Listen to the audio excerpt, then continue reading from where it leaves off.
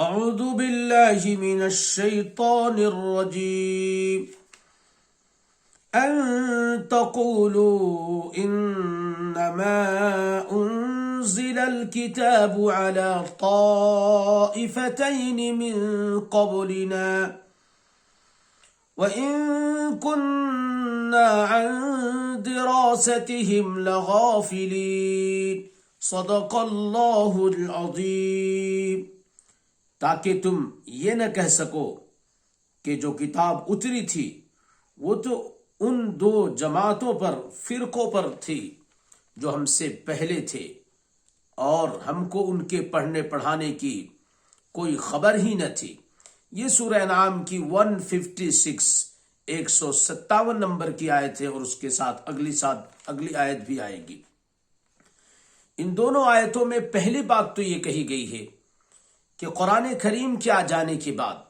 نبی آخر الزماں محمد صلی اللہ علیہ وسلم کے مبعوث بھیجے جانے کے بعد نبی بنا کر کے مکے کے لوگوں کے لیے اب کوئی بہانہ نہیں چلے گا. اگر وہ قیامت کے دن یہ کہنا چاہیں کہ ہمارے اوپر کوئی کتاب ہی نہیں آئی،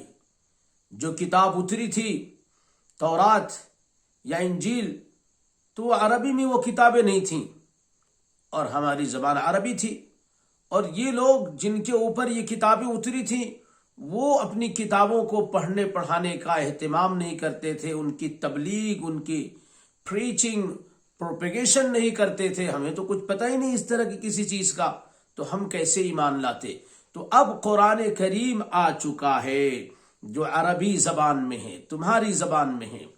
اور نبی علیہ الصلاۃ والسلام آخری نبی محمد صلی اللہ علیہ وسلم خود تمہارے قبیلے، تمہارے شہر اور تمہاری زبان بولنے والے ہیں. اس لیے اب یہ نہیں کہہ سکتے. اسی طریقے سے تم یہ نہیں کہہ سکتے کہ اگر ہم پر یہ کتاب آتی تو ہم تو ان لوگوں سے جو پہلے کے لوگ ہیں ایمان والے ان سے زیادہ اچھا کام کرتے، ان سے زیادہ اچھا عمل کرتے. او تقولوا، اور تاکہ تم یہ نہ کہہ سکو لو ان انزل علینا الکتاب، اگر ہمارے اوپر کتاب اترتی لکننا اہدی منہم، تو ہم تو ان سے بھی زیادہ ہدایت والے ہوتے. اب تمہارے اوپر کتاب اتر چکی ہے، تمہاری زبان میں کتاب اتر چکی ہے. اب قیامت کے دن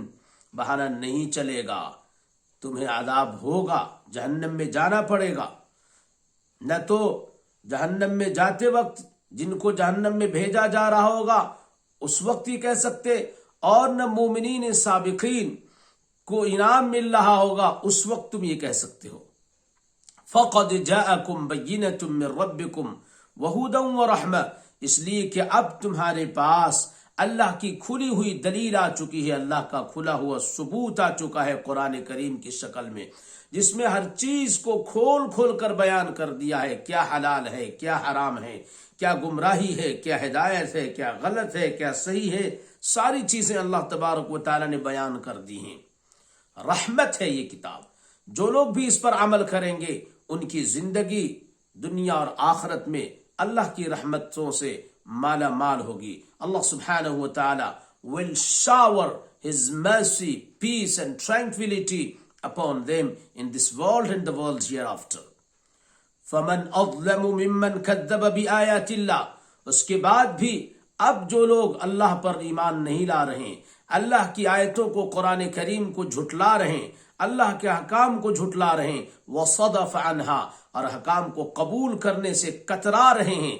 خود بھی عمل نہیں کرتے، خود بھی دین کو قبول نہیں کرتے اور دوسروں کو بھی